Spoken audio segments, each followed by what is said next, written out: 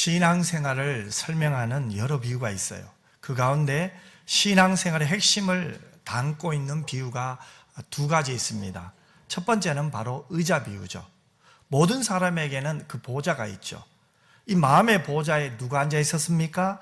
예수를 믿기 전에는 우리가 앉아 있었어요. 내가 주인이었죠. 그런데 예수를 믿고 난 후에 내가 인생의 주인이 아니죠. 바로 누가 오셨습니까? 예수님이 나를 찾아오신 거죠. 내 마음의 주인이 이제는 내가 아니라 예수님입니다. 두 번째는 운전의 비유죠. 우리는 모두 인생의 길을 따라 차를 몰고 있어요. 예수를 믿기 전에는 그 운전대를 누가 잡고 있었습니까? 납니다. 내가 운전하는 줄 알았어요. 내 인생은 내가 주인이고 내가 이 인생길을 운전하며 가는 줄 알았어요. 그런데 우리가 예수를 믿었어요. 하나님의 은혜예요. 하나님이 나 같은 사람을 자녀로 삼으신 거예요. 그런데 가만히 생각해 보니 뭐예요? 지금까지 내 인생의 모든 길은 예수님이 친히 운전해 주셨어요. 내 인생의 길을 운전하신 분이 내가 아니었어요. 우리 주님이 운전해 주셨습니다. 내가 내 삶의 모든 것을 결정한 줄 알았어요. 아니에요. 주님이 해주신 거죠. 신앙생활에서 가장 중요한 것은 뭡니까? 결국은 주도권입니다. 인생의 주도권을 누가 쥐고 있느냐? 난가 하나님인가? 내 인생을 내가 쥐고 있다면 얼마나 힘들겠습니까? 고통이 올 때 우리는 어떻게 반응해야 됩니까? 내 몸이 약하고 내 몸이 아플 때 나는 어떻게 대처해야 됩니까? 인생의 고비고비마다 내가 인생의 주인일 때 내가 판단하고 결정해야 되는데 얼마나 힘이 들겠습니까? 하지만 우리의 모든 인생의 주도권은 하나님께 있는 줄 믿습니다. 하나님이 하시는 거예요. 오늘 본문은 우리에게 사랑을 말하고 있습니다. 그냥 세상에 말하는 그런 사랑이 아니에요. 은혜를 받아야 행할 수 있는 사랑, 신자만이 행할 수 있는 사랑, 예수님을 닮은 사람만이 행할 수 있는 그 사랑을 우리에게 말을 해요. 그런데 이 사랑은 참으로 차원이 높아요. 실천하기 너무나 어려운 사랑입니다. 그 사랑은 하나님의 용서를 경험한 사람만이 할 수가 있고 또 그런 사람은 마땅히 행해야 되는 그 사랑입니다. 그 사랑이 어떤 사랑입니까? 오늘 보면 27절에 보면 너희 원수를 사랑하라고 말씀하셨어요. 같이 한번 예수님이 우리에게 원하시는 사랑에 대해서 읽었으면 좋겠습니다. 27절 말씀이죠. 같이 읽겠습니다. 그러나 너희 듣는 자에게 내가 이르노니 너희 원수를 사랑하며 너희를 미워하는 자를 선대하며. 자 보세요. 원수가 생기기를 바라는 사람 아무도 없어요. 그러나 살다 보면 어떻습니까? 그런 사람이 종종 생기잖아요. 그들은 내게 안 좋은 일이 생기길 은근히 바랍니다. 나에게 불행이 닥치면 그들은 미소 줘요. 고소하다고 생각합니다. 우리는 그런 사람들을 어떻게 대해야 할까요? 예수님 당시 바리새인들이 말하는 의인의 조건은 아주 간단해요. 원수를 미워하면 돼요. 우리도 똑같이 그들의 파멸을 원하면 돼요. 이에는 이, 눈에는 눈이에요. 그들이 고난을 당할 때 잘 됐다고 이야기하면 돼요. 그들이 우리를 미워하면 우리도 그들을 미워하면 됩니다. 하지만 예수님은 우리에게 너희 원수를 사랑하라고 말씀하셨어요. 이 말은 뭡니까? 하나님의 사랑을 받은 우리는 다르다는 거예요. 하나님의 은혜를 받고 사는 우리는 세상 사람들이 말하는 사랑과 그 기준이 다르다는 거예요. 그리고 예수님께서 이어서 어떻게 말씀하셨습니까? 27절 하반절에 보면 너희를 미워하는 자를 선대하라고 말씀했어요. 여러분, 나를 미워하는 사람에게 좋은 일을 보여주라는 거예요. 다시 말하면 이 사랑을 말로만 하지 말고 행동으로 보여주라는 거죠. 그리고 28절에 보면 너희를 저주하는 자를 위하여 축복하라고 말씀하셨어요. 얼마나 어렵습니까? 이것은 한 걸음 더 나아가는 것입니다. 그리고는 너희를 모욕하는 자를 위하여 기도하라고 말씀하셨어요. 그뿐만 아니죠. 29절에서 30절의 말씀을 보면 예수님께서 가르치시면서 신자에게 요구하시는 사랑이 세상 사람들이 말하는 사랑과 다른 면을 우리에게 보여주고 있어요. 우리 구체적으로 한번 볼까요? 우리 29절과 30절 말씀도 같이 한번 읽겠습니다.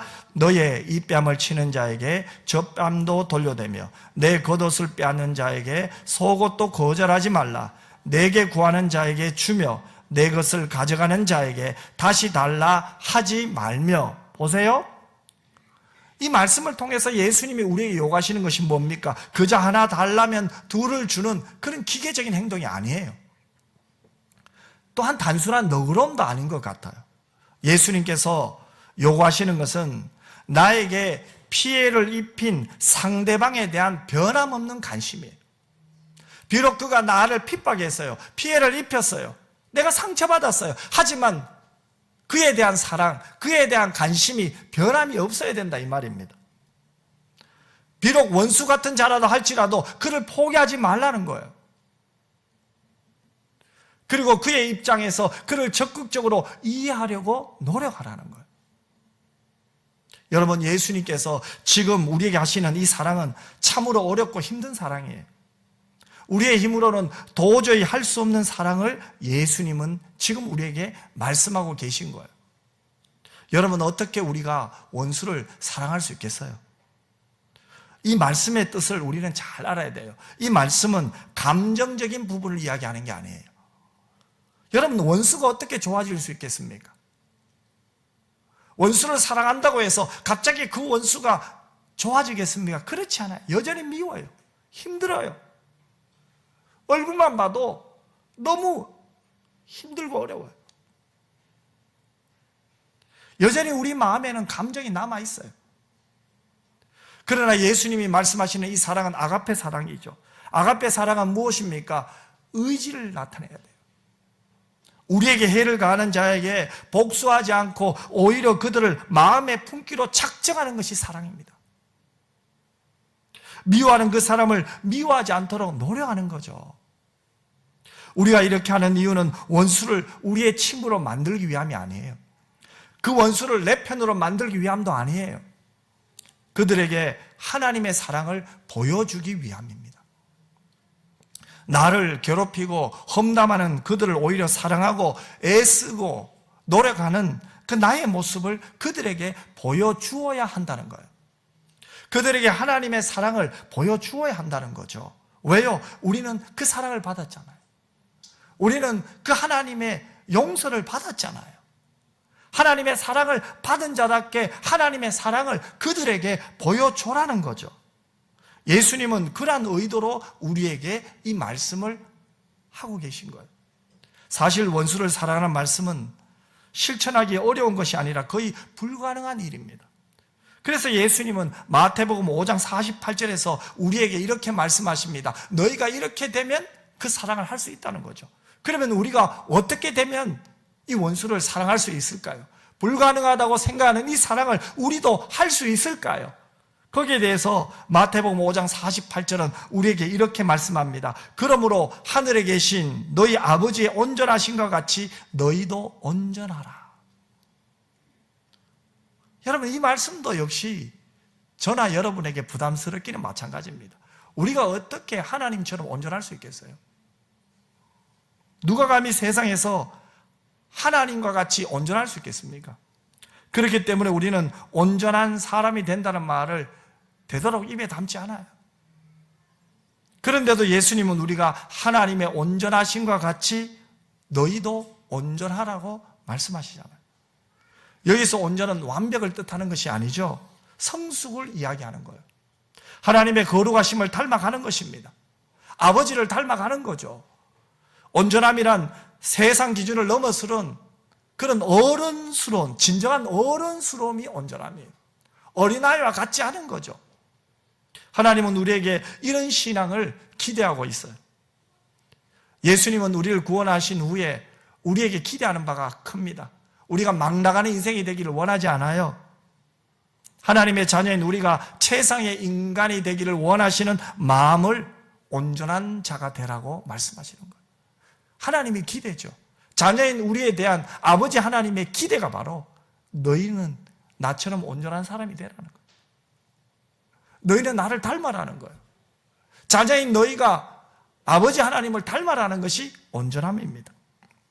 그렇기 때문에 예수님은 우리의 성품이 하나님을 닮기를 원하십니다. 우리의 인격이 하나님을 닮아 성숙한 신앙인이 될 때 원수를 사랑할 수 있다는 거예요. 나를 미워하는 자를 위하여 기도하게 되는 것이죠. 그러므로 우리는 신앙의 성숙을 위하여 애쓰고 노력해야 될 줄 믿습니다. 우리의 아버지신 하나님을 닮아가는 모습이 우리의 일상생활 여기저기서 나타나야 된다 이 말이겠죠. 우리가 하나님을 닮아가고 있다면 원수를 사랑하는 것은 불가능하지만은 않습니다. 왜요? 하나님을 우리의 아버지로 모시고 날마다 그분을 만나죠. 그분의 말씀을 듣잖아요. 그럴 때 이것은 불가능한 일이 아니에요. 과거나 오늘이나 이 말씀을 실천하며 사는 사람들이 우리 주위에는 얼마든지 있습니다. 자, 그렇다면 예수님은 구체적으로 어떤 사랑을 우리에게 행하라고 말씀하실까요? 32절에서 34절 말씀을 우리 같이 한번 읽겠습니다. 너희가 만일 너희를 사랑하는 자만을 사랑하면 칭찬받을 것이 무엇이냐? 죄인들도 사랑하는 자는 사랑하느니라. 너희가 만일 선대하는 자만을 선대하면 칭찬받을 것이 무엇이냐? 죄인들도 이렇게 하느니라. 너희가 받기를 바라고 사람들에게 구워주면 칭찬받을 것이 무엇이냐? 죄인들도 그만큼 받고자 하여 죄인에게 구워주느니라. 여러분, 여기서 예수님이 가르치시고자 하는 것은 대가성 없는 사랑이에요. 자기를 사랑하는 자만을 사랑하고 자기를 선대하는 자만을 선대하는 것이 아니라는 거죠. 받기를 바라고 사람들에게 구워주는 것은 이 세상 누구도 할 수 있다는 거예요. 하나님의 은혜를 받은 사람은 다르다는 거죠. 이 세상에 그런 계산적인 사랑을 초월해라 이 말입니다. 뛰어넘어야 된다는 거예요. 이 세상에서 어떤 대가나 보상이나 칭찬을 얻고자 행하는 사람은 주님이 원하시는 그 사랑이 아니라는 거예요. 참 사랑이 아니라는 거예요. 대가성이 없는 사랑이 순수한 사랑이고 이 순수한 사랑만이 하나님 나라에서 인정받을 수 있다는 거예요. 그리고 예수님은 다음 35절과 38절의 말씀을 통해서 예수를 믿는 자의 삶, 은혜 받은 자의 삶의 결론을 이렇게 이야기합니다. 35절을 보세요. 오직 너희는 원수를 사랑하고 선대하며 아무것도 바라지 말고 구워주라. 그리하면 너희 상이 클 것이요 또 지극히 높으신 이의 아들이 되리니 그는 은혜를 모르는 자와 악한 자에게도 인자하시리라. 아멘. 자, 보세요. 예수님께서 너희는 원수를 사랑하라 이 말은 뭐예요? 사랑의 본질이죠. 또한 선대하라 이 말은 뭐예요? 사랑의 실천입니다. 원수를 사랑하면 나를 미워하는 사람을 선대할 수 있다 이 말입니다. 아무것도 바라지 말고 구워주라 한 것은 대가성 없는 사랑을 강조한 거죠. 그런데 예수님께서 이런 사랑을 실천하는 사람에게 뭐라고 말씀하십니까? 그리하면 너희 상이 클 것이요 이렇게 말씀해요. 그리고 이어서 예수님께서는 그 상보다 더 큰 것을 또 언급하시죠. 너무나 중요합니다. 상보다 더 큰 것이 뭡니까? 또 지극히 높으신 이의 아들이 되리라 이렇게 말씀했습니다. 우리가 받을 상보다 훨씬 큰 것이 뭡니까? 더 좋은 것이 무엇입니까? 바로 하나님의 자녀로 인정받는 거예요. 예수 믿는 사람에게 상보다 더 중요한 것은 바로 하나님과의 관계입니다. 예수 믿는 우리가 바랄 것은 하나님의 자녀로 인정받는 거예요. 하나님의 자녀가 되는 것이 최고의 상이라고 말씀하신 예수님께서는 이제 하나님의 자녀의 도리를 우리에게 말씀하고 계세요. 그 도리는 다름 아닌 하나님의 자녀답게 아버지 하나님을 닮는 거겠죠. 그렇다면 우리가 닮아야 될 아버지 하나님은 어떤 하나님이십니까? 35절 하반절에 보면 그는 은혜를 모르는 자와 악한 자에게도 인자하시니라 이렇게 말씀하세요.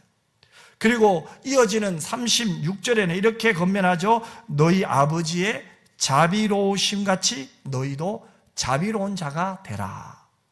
그리고 37절에서는 하나님 아버지를 닮아 자비로운 자가 되는 것이 구체적으로 어떤 것인지를 우리에게 말씀하고 있습니다. 자, 우리가 하나님을 닮아 자비로운 자가 된다는 것이 어떤 것인지 말씀을 한번 읽어볼까요? 37절 말씀 같이 한번 읽겠습니다. 비판하지 말라. 그리하면 너희가 비판을 받지 않을 것이요. 정죄하지 말라. 그리하면 너희가 정죄를 받지 않을 것이요. 용서하라. 그리하면 너희가 용서를 받을 것이요. 아멘. 여러분, 비판이 뭘까요? 옳고 그름을 판단하고 잘못을 지적하는 거죠. 분별과 판단이 여러분 잘못된 것이 아니에요. 분별 잘해야 돼요. 판단 잘해야 됩니다. 사물을 판단하는 것이야말로 생존의 조건입니다. 예를 들어 볼까요? 한겨울입니다. 이렇게 날씨가 추워요. 그런데 반팔을 입어요. 그것은 뭡니까? 판단을 잘못한 사람이죠. 그런데 우리가 반팔을 입고 다니는 사람을 보고 뭐라고 말합니까? 한겨울에 반팔을 입고 다니니 저 사람은 정신이 없네. 저거는 문제가 있어. 이렇게 비판하는 것이 잘못이라는 거예요. 사람을 볼 때마다 첫눈에 생김새가 마음에 들지 않을 때가 있어요. 그러면은 그 생김새가 마음에 들지 않는다고 판단하고 동시에 그것을 비판하는 것이 죄라는 거예요. 옷차림이 마음에 들지 않아. 그리고 그것을 마음에 있는 말을 또 표현까지 하는 거예요. 비판이라는 거예요. 누군가가 표정이 마음에 걸린다고 비판한다. 그것도 죄라는 거예요. 여러분, 우리가 비판하지 말아야 될 가장 중요한 것이 뭡니까? 왜 우리가 비판하지 말아야 됩니까? 왜 그런 마음까지도 먹지 않으려고 애써야 됩니까? 우리가 상대방을, 내 마음에 들지 않는 사람을 비판하는 동안에는 사랑할 수 없잖아요. 비판하는 시간에는 사랑하지 못하잖아요. 그래서 예수님은 비판하지 말라고 한 거예요. 다른 사람을 비판할 때 사랑으로 비판하는 사람은 누가 있겠습니까? 잘못을 이야기하는 거예요. 잘못을 지적하는 거예요. 그러면서 우리는 뭐라고 말합니까? 나는 정의롭다고 하는 거예요. 이게 교만이에요. 나는 저 사람과 달라. 이게 교만 아닙니까? 오늘 우리가 신앙생활 하면서 다른 사람을 비판할 때가 너무너무 많아요. 생각의 비판이 있어요. 마음의 비판이 있어요. 더 나아가서 말의 비판이 있어요. 가정에서도 마찬가지예요. 가장 가까운 사람끼리 비판하고 있어요. 조금만 더 가보면 만나는 사람들끼리 어느 순간 우리는 사랑보다는 비판하고 있는 내 자신을 보게 됩니다. 왜 예수님이 우리에게 비판하지 말라고 했습니까? 비판하는 동안에는 사랑할 수 없으니까. 사랑만 하기에도 우리에게 허락된 시간이 너무 짧으니까요. 사랑하다가 천국 가야 되잖아요. 주님은 이 땅에 오신 것은 우리를 사랑하시기 위해 오셨고, 십자가를 지신 것도 우리를 사랑했기 때문에 십자가를 지셨잖아요. 그리고 부활하신 주님은 하나님 보좌 우편에서 우리를 사랑하시기에 우리를 위하여 기도하고 계시는 줄 믿습니다. 우리가 그 사랑을 닮으라는 거예요. 우리가 예배당에 오는 이유가 무엇입니까? 주님을 닮기 위해서, 사랑하기 위해서 오는 거예요. 여러분, 예배당에 올 때 하나님이여 사랑하기 위해서 사랑할 수 있는 힘을 달라고 기도하시기를 바랍니다. 이 자리에 앉아도 마찬가지예요. 사랑하기 위해서. 성도를 사랑하고 교회를 사랑하고 민족을 사랑하고 하나님을 사랑하기 위해서 기도해야 됩니다. 그래서 예수님께서는 우리에게 누구를 닮으라고 할까요? 하나님의 자비하심을 닮으라고 합니다. 그래서 비판하고 정죄하는 일에 있어서는 좀 느리고 신중하며 용서하는 일에는 신속하라고 말씀하고 있는 거예요. 하나님의 자비하심을 담지 않으면 우리가 이렇게 할 수가 없는 거예요. 그런데 이 말씀을 통해서 예수님께서는 그렇게 사랑을 실천한 우리가 누릴 상도 언급하셨어요. 그것은 우리 자신이 하나님의 용서를 받고 그 앞에서 비판과 정죄로부터 자유로워지는, 하나님의 용서를 받고 하나님으로부터 비판받지 않는다. 하나님으로부터 더 이상 정죄받지 않는다. 비판하지 말라. 그리하면 너희가 비판을 받지 않을 것이요. 정죄하지 말라. 그리하면 너희가 정죄를 받지 않을 것이요. 용서하라. 그리하면 너희가 용서를 받을 것이요. 라고 말씀하셨잖아요. 이 말이 뭡니까? 우리가 사람들에게 너그러우면 하나님께서 우리에게도 너그러우시다는 거예요. 그것을 말씀하고 있는 거예요. 우리가 세상에 대해서 너그러우면 하나님 나라에서 너그러움을 누리게 된다는 거예요. 마지막으로 예수님은 지금까지 하신 말씀, 오늘 본문에서 결론을 이렇게 말씀해요. 그 결론이 바로 38절 말씀이에요. 우리 38절 말씀도 같이 한번 읽겠습니다. 주라, 그리하면 너희에게 줄 것이니 곧 후히 되어 누르고 흔들어 넘치도록 하여 너희에게 안겨주리라. 너희가 헤아리는 그 헤아림으로 너희도 헤아림을 도로 받을 것이니라. 아멘. 여기서 주라 이렇게 말씀하셨죠. 이 말씀은 1차적으로 어떤 사람에게 그가 필요로 하는 물질을 거절하고 준다는 거예요. 그런데 중요한 것은 그가 내게 필요한 것을 달라고 하면 줘요. 그런데 어떻게 합니까? 돌려받을 생각을 하지 말고 주라는 거예요. 그것이 주라 이 말이에요. 받을 생각하지 말고 주라는 거예요. 하지만 본문 전체에서 예수님께서 하신 모든 권면들을 요약한 거예요. 지금까지 하신 말씀을 다 요약해서 결론적으로 하신 말씀이에요. 주라 이 말은요. 즉 원수에게까지 사랑을 주되 어떻게 해야 돼요? 마음을 다하여 주고 그 사람에게, 그 원수에게 어떤 보상과 대가를 바라지 말고 주라는 거예요. 원수를 사랑하되 대가를 바라지 말고 사랑하라는 거예요. 주되 대가를 바라지 말고 주라는 거죠. 그러면 어떻게 됩니까? 하나님께서 갚아주신다는 거예요. 그래서 예수님이 이렇게 말씀하셨잖아요. 주라, 그리하면 너희에게 줄 것이니. 굉장히 중요한 말씀입니다. 주라, 대가를 바라지 말고 원수까지도 사랑해라. 그를 위하여 기도하라. 그가 달라고 하면 주라. 대가를 바라지 말고 주라. 그리하면 하나님께서 너희에게 줄 것이다. 하나님이 너희에게 갚아줄 것이다.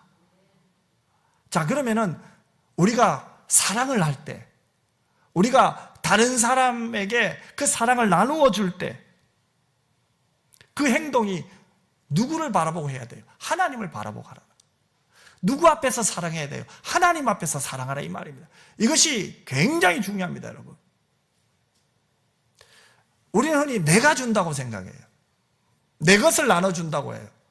그렇지 않습니다. 하나님이 주신 것을 하나님이 주라고 내게 주신 거예요. 아멘. 물질은요, 하나님이 나에게 준 것은 그 물질을 하나님이 기뻐하는 일에 쓰라고 주신 거예요. 그래서 이 물질 관리는 너무나 중요해요. 내 것이 아니에요. 하나님이 내게 맡겨주신 거예요. 뭐 하라고요? 사랑하는 데 쓰라고요. 주라고요. 섬기라고요. 그러면 하나님이 주신대요, 여러분. 그런데 우리가 물질의 노예가 될 때, 만몬주의가 될 때 뭐예요? 내가 노력해서, 내가 애써서 받은 것이라고 생각해요. 어느 순간 다 사라질 때가 있어요. 하나도 내 것이 아닐 때가 있어요. 여기에 집착하면은 우리는 미래에 대한 불안감이 점점 우리를 엄습해요. 점점 우리를 힘들게 해요. 그래서 물질 앞에 꼼짝을 못하게 돼요. 여러분, 주님이 우리에게 말씀하시는 건 뭐예요? 너희들이 원수를 사랑하고 너희들이 내가 주는 것을 가지고 행동을 하고 줄 때, 섬길 때 하나님 앞에서 하라는 거예요. 하나님을 생각하면서 하라는 거예요. 하나님을 바라보고 해야 된다는 거예요. 우리의 모든 삶의 결산은 하나님 앞에서 이루어질 거라는 거예요. 우리의 삶의 모든 결산이 하나님 앞에서 이루어진다는 거예요. 그것을 예수님이 결론적으로 말씀하고 있는 거예요. 예수님께서 가르치신 대로 사랑을 베푸는 이에게 하나님께서 갚으시되 어떻게 갚으신다고 말씀합니까? 놀라운 말씀이 있어요. 곧 후히 되어 누르고 흔들어 넘치도록 하여 너희에게 안겨주리라. 예를 들어 봅시다. 어릴 적에 쌀을 사러 가죠. 대박이 있잖아요. 그러면 어떻게 해요? 대부분 뭐예요? 이렇게 풍성하게 담았다가 쫙 칼처럼 쫙 떨어뜨리잖아요. 그런데 예수님이 말씀하신 게 뭐예요? 하나님 앞에서 하나님이 주신 사랑, 하나님이 주신 은혜, 하나님이 주신 건강, 하나님이 주신 물질, 하나님이 주신 것을 가지고 대가 없이 하나님 앞에서 사랑하고 섬길 때 하나님이 뭐예요? 넘치게 하여 흔들어 넘치도록 하여 우리에게 안겨주신다는 거예요. 여러분 행복하지 않습니까? 하나님이 다 기억하신다는 거예요. 하나님 앞에서 행한 나의 사랑을 하나님이 기뻐하신다. 그뿐만 아니에요. 그러면 우리의 헌신 누가 기억해요? 하나님이 기억해요. 우리의 기도 누가 기도해요? 기억해요? 하나님이 기억해요. 우리의 예배 누구 앞에 드려요? 하나님 앞에 드리잖아요. 하나님께 드리죠. 누가 기억하세요? 하나님이 기억하신다는 거예요, 여러분. 그런데 주체가 내가 될 때, 아이고, 뭐, 기도하기 힘들어. 헌신하기 힘들어. 어느 순간 내. 오늘날 우상은 납니다. 어느 순간 내가 우상이 되어 있어요. 내 생각이 우상이에요. 그래서 내가 판단하는 거예요. 내가 정죄하는 시대가 된 거예요. 그래서 지금 사람들의 마음에는 뭐가 있어요? 우상이 있어요. 이 우상을 제거해야 돼요. 아멘. 이 우상을 제거해 우리가 살아요. 내 마음의 우상을 제거하시기를 바랍니다. 자녀도, 물질도, 사업도, 직장도 하나님께 맡깁시다. 열심히 하십시오. 최선을 다하십시오. 하지만 하나님 앞에서 하십시오. 기도를 해도 하나님 앞에서, 사랑을 해도 하나님 앞에서. 그것이 바로 오늘 예수님이 우리에게 말씀하고 있는 결론입니다. 우리가 하나님의 말씀에 순종하여 사랑을 행할 때 하나님이 이렇게까지 복을 주신다는 거예요. 하나님께서 우리에게 더 이상 복을 어떻게 주셔야 할지를 모를 정도로 우리의 삶의 구석구석 빠짐없이 꾹꾹 눌러 채워주시겠다는 거 아니에요? 이렇게 정확한 말씀이 어디 있습니까? 우리가 볼 때는 부족한 것 같죠? 여러분, 하나님은 완전하게 채워주세요. 아멘. 우리 그걸 기억해야 돼요. 내가 부족하다고 생각할 때 있어요. 왜 부족합니까, 여러분? 하나님이 주신 것을 잃어버렸어요. 내 거라고 생각하기 때문에 그래요. 그래서 늘 우리 아쉬워요. 늘 부족해요. 늘 모자란다고 생각해요. 여러분, 후이되어 누르고 흔들어 넘치도록 하여 너희에게 안겨주리라. 이 사랑을 받기를 원하십니까? 그러면 예수님께서 가르쳐 주신 대로 사랑해야 돼요. 하나님 앞에서 행동해야 돼요. 원수를 사랑하며 나를 미워하는 자를 선대하며 나를 저주하는 자를 축복하며 나를 모욕하는 자를 위하여 뭐 해야 돼요? 기도해야 돼요. 겉옷을 빼앗는 자에게 속옷도 거절하지 말고 구하는 자에게 주고 가져가는 자에게 다시 달라 하지 않으며 칭찬받을 생각을 하지 말고 사랑해야 된다는 거예요. 얼마나 어렵습니까, 여러분? 이것은 우리의 힘으로는 도저히 할 수 없는 일입니다. 그렇게 보이잖아요. 그렇게 살면 손해볼 것 같아요. 너무 힘들고 어려운 일입니다. 어떻게 사람이 이렇게 살 수 있나? 이것은 사람이 할 수 없는 일이야, 이런 생각 들잖아요, 여러분. 나는 할 수 없을 것 같아, 이런 생각 들지 않아요? 부담스럽지 않아요? 그러나 하나님의 자녀는 그렇게 사랑해야 된다는 거예요. 이 말씀은 주님의 말씀이에요. 우리 주님께서 하나님의 자녀인 우리, 천국 백성인 우리, 은혜 받은 우리에게 주시는 말씀이에요. 너희는 나에게 은혜를 받았지 않니? 너희는 나의 사랑을 받았지 않니? 그 사랑을 받은 너희만이 할 수 있는 사랑을 내가 너에게 이야기한 거야. 그것이 오늘 본문 말씀 아닙니까? 그렇게 하면 어떻게 됩니까? 그 말에 순종하면, 내 힘으로 할 수 없지만 그 말에 순종할 때 결국 뭐예요? 어느 순간 조금씩 아버지 하나님의 온전하심을 닮아가게 된다는 거예요. 그게 은혜 아닙니까? 나는 몰랐어요. 근데 어제보다 오늘 아버지 하나님을 더 닮아가네요. 나는 몰랐어요. 어느 순간 내 인격이 주님을 더 닮아가고 있네요. 언제요?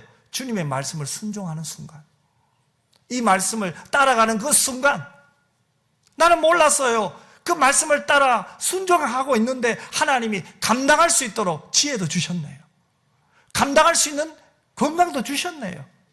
나는 몸이 아프고 나는 여러 가지로 부족하다고 생각했는데 가만히 생각해 보니까, 뒤돌아보니까 결국은 하나님이 이 사랑을 할 수 있도록 도와주셨네요. 후이되어 흐르고 넘치도록 주셨잖아요. 받은 은혜를 감사하십시오. 지금까지 하나님이 우리에게 얼마나 큰 사랑을 주셨는가를 여러분 감사하시기를 바랍니다. 이거 잊어버리면 안 돼요. 오늘날 우리는 하나님으로부터 받은 사랑을 잊어버리고 하나님의 사랑을 받기만 하려고 해요. 이미 받은 게 너무 많습니다. 누리지 못하고 있다는 거예요. 누리지 못하니까 힘이 없어요. 누리지 못하니까 피해의식만 있어요. 누리지 못하니까 감사가 없어요. 누리지 못하니까 힘이 들다고 자꾸 이야기해요. 내 마음이 힘이 들다 이 말이에요. 내 마음에 지금 평안이 없다는 거예요. 다르게 말할까요? 하나님이 나를 사랑하고 계시는데 그 사실에 대한 믿음이 없다는 거예요. 그 사실에 대한 확신이 없다는 거예요. 그래서 두려운 거예요. 하나님이 나의 목자이신데 나는 하나님의 양인데 목자 되신 하나님이 나의 인생을 책임지시는데 인도하시는데 그 믿음의 확신이 오늘 여러분들에게 회복되기를 주의 이름으로 축원합니다. 이것이 바로 오늘 주의 말씀을 붙들고 순종하는 가운데 주님이 주시는 복이에요. 결국은 주님을 닮아가고 있는 거예요. 오늘 이 시간 이후부터 여러분 마음과 생각에 있는 불안함, 여러분 마음을 지배하고 있는 그 아픔, 상처, 고통을 비록 그 고통이 내게 있더라도 우리는 주님의 말씀에 순종했으면 좋겠어요. 아파도 순종, 힘들어도 순종, 상처받아도 순종, 순종하다가 회복돼요. 순종하다가 치유받아요. 여러분, 이런 하나님의 약속을 우리 받았죠? 말씀 듣죠? 여러분도 아멘 했잖아요. 하지만 막상 이 예배당 문을 딱 열고 나가면요, 두려워요. 무서워요. 야, 이렇게 살다가 난 바보 되는 거 아니야? 이런 생각 들어요. 하나님이 나를 사랑하신다 알고 있어요. 하나님의 말씀대로 순종하는 것이 은혜 받은 자의 삶이라는 거 다 알아요. 지금까지 지내온 모든 것이 하나님의 은혜였음도 알고 있어요. 그런데 또 여전히 무서운 것이 우리예요. 원수를 사랑하는 것이 천국 백성의 삶이고 나를 미워하는 자를 위하여 기도하는 것이 하나님께서 원하시는 삶임을 다 알고 있잖아요. 전부 알고 있는데도 막상 이 말씀대로 살려고 할 때 걱정이 생겨요. 두려워하지 말라. 내가 너와 함께함이라. 놀라지 말라. 나는 내 하나님이 됨이라. 내가 너를 굳세게 하리라. 참으로 내가 너를 도와주리라. 참으로 나의 의로운 오른손으로 너를 붙들리라. 우리 아멘 했잖아요. 믿고 있잖아요. 그런데 이상해요. 예배당 문을 나서고 또 우리가 원수를 사랑하라고 나를 상처 주고 나를 핍박하고 내 눈에 판단할 것이 보이는데 저 사람 왜 저렇게 살지? 아이고 답답해. 그런 마음 들잖아요. 나에게 달라고 하는 사람에게 사랑을 나눠줄 때 대가 없이 줄 때 또 뭐예요? 내가 너를 도와주리라. 내가 너와 함께하리라는 말씀이 희미해져요. 그리고 이렇게 하면은 현실이 어려워질 건데 이것이 우리예요. 이렇게 살다가든 큰일 날 것 같은데 이것이 우리예요. 막상 세상에서 말씀대로 살아가려면 걱정이 앞서는 것이 우리예요. 그래서 어찌 보면 우리는 사람을 안 만나려고 해요. 그저 혼자서 예수 잘 믿고 혼자서 이 공동체성이 지금은 너무 약해졌어요. 희생과 헌신이 공동체 안에서 일어나지 않아요. 나 혼자. 여러분, 예수님께서 우리에게 이 세상 사람으로서 행하기 힘든 사랑을 요구하시는 이유가 뭘까요? 왜 이렇게 힘든 사랑을 요구할까요? 이 세상이 줄 수 없는 복을 우리에게 베푸시기 위함이에요. 세상이 줄 수 없는 은혜를 우리에게 베풀어 주시기 위함이에요. 예수님은 바로 우리가 세상이 줄 수 없는 이 복을 누리기를 원하세요. 그렇다면 우리에게 필요한 것이 뭡니까, 여러분? 순종입니다. 순종.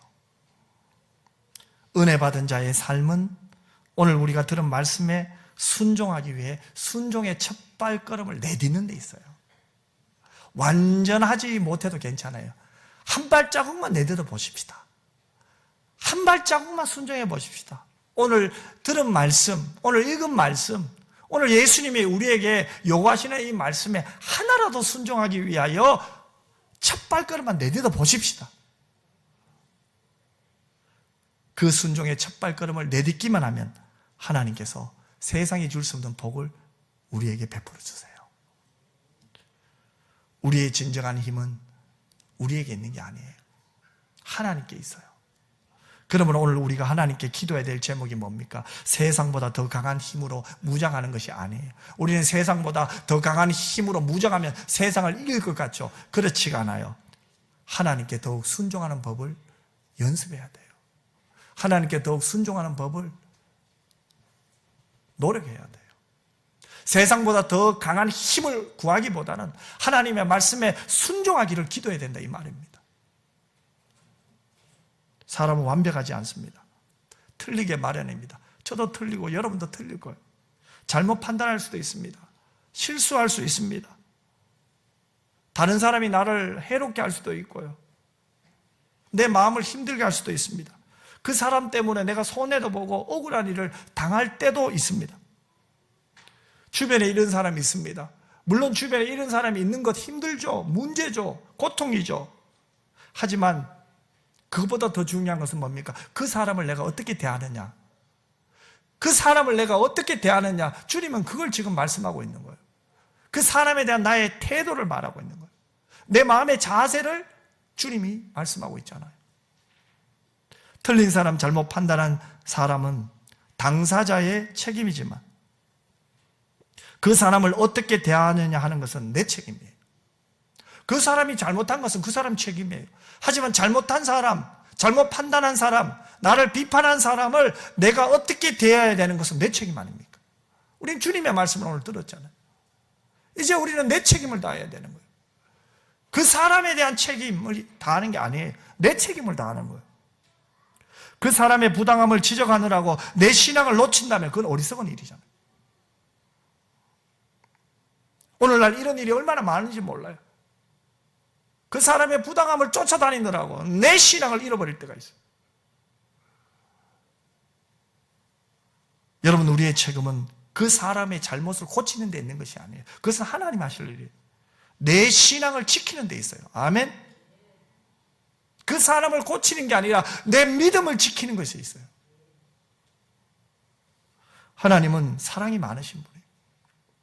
능력도 한이 없어요. 전지전능하시잖아요. 그런데 하나님이 일하시는 것을 보세요. 하나님이 어떻게 일하십니까? 하나님은 십자가의 방법으로 일하는 분이에요. 악에게 지는 것이 아니라 이를 이로 갚는 게 아니죠. 선으로 악을 이기는 거예요. 사랑으로 죄를 이긴 거예요. 이게 하나님의 방법이에요. 그렇다면 여러분 오늘 적용해 보십시다. 선으로 악을 이기는 게 뭘까요? 오늘 본문을 적용해 보면 누가 봐도 내 왼쪽 뺨을 치는 자가 잘못됐습니다. 내 겉옷을 빼앗는 자가 틀렸습니다. 나를 비판하고 괴롭게 하는 자가 잘못되었죠. 그런 가운데 우리는 은혜 받은 자로서 선을 행하려면, 선으로 악을 이기려면 어떻게 해야 될까요? 선으로 악을 이긴다는 것은 상대방이 악하다 할지라도 내가 신앙 원칙을 지키는 것, 나는 말씀대로 순종하는 것, 힘들고 어렵지만 그 말씀을 붙들고 기도하는 것, 그것이 바로 선으로 악을 이기는 거예요. 힘들고 어렵지만 나를 비판하고 괴롭히는 그 사람을 위해서 조용히 기도하는 것, 이것이 선으로 악을 이기는 거예요. 세상 사람들은 나를 힘들게 하는 사람을 같이 공격하잖아요. 저 사람이 나를 힘들게 했기 때문에 나도 저 사람 힘들게 하겠다. 저 사람은 멸망당해야 된다. 하지만 우리는 그를 위하여 기도하는 거예요. 예수님을 닮아가는 모습이 여기저기서 나타나는 것이 바로 선으로 악을 이기는 거예요. 여러분들이 오늘 이 예배당 문을 나서고 여러분의 가정에서부터 주님을 닮아가는 모습이 여러분의 가정 이곳 저곳에서 나타나는 것이 주님을 닮아가는 거예요. 내일 직장 생활에서 아침에 문을 열고 나가서 그 출발부터 마지막까지 주님을 닮은 모습이 그 직장 이곳 저곳에서 나타나는 것이 바로 선으로 악을 이기는 거예요. 그럴 때 우리는 예수님이 가르쳐 주신 대로 너무나 힘들지만 너무나 부담스러운 말씀이지만 원수를 사랑하고 있는 거예요. 나를 미워하는 자를 선대하고 있는 거예요. 나를 핍박하고 저주하는 자를 위하여 기도하고 있는 거예요. 예수님을 닮은 모습이 지금 이곳저곳에서 나타난다면 우리는 그 말씀을 따라 살고 있는 거예요. 여러분, 오늘 이번 한 주간에 이렇게 한번 기도했으면 좋겠습니다. 이제 우리도 예수님이 가르쳐 주신 대로 원수를 사랑하며 미워하는 자를 선대하며 나를 저주하는 자를 위하여 기도했으면 좋겠어요. 나에게 잘못한 자를 지적하기보다는 하나님께 맡기고 하나님의 자비로우신 같이 우리도 자비로운 자가 되기를 기도하십시다. 더 나아가 하나님께서 주신 것을, 그 하나님이 내게 허락하신 것을 가지고 주는 자가 되십시다. 나누는 자가 되십시다. 우리의 삶이 은혜 받은 자로서 내게 은혜를 주신 하나님을 닮아가는 여러분이 되시기를 주님의 이름으로 축원합니다. 기도하겠습니다. 사랑 많으신 아버지 하나님, 우리는 은혜를 받았습니다. 하나님의 사랑을 받았습니다. 감당할 수 없는 복을 이미 다 받았습니다. 우리는 죄의 사함을 받았고 영생의 복을 받았고 우리는 천국 가는 하나님의 자녀가 되었습니다. 우리의 주인이 하나님임을 믿습니다. 우리의 삶의 주도권을 하나님께 다 맡겼습니다. 이제 힘들고 어렵더라도 아버지 하나님의 말씀에 순종할 수 있도록 하나님 도와 주시옵소서. 오늘 원수를 사랑하라는 이 말씀이 부담이 되기도 합니다. 하지만 우리는 무엇보다도 하나님 앞에서 하나님을 닮아가려고 애쓰고 몸부림치는 가운데 이 원수를 사랑할 수 있는 그런 삶도 살게 될 줄 믿습니다. 힘들고 어렵고 두렵지만 그 말씀에 순종하다 보면 점점 하나님을 닮아가는 자녀 될 줄 믿습니다. 이런 복과 은혜를 주실 줄 믿사오며 거룩하신 예수님 이름으로 기도드리옵나이다. 아멘.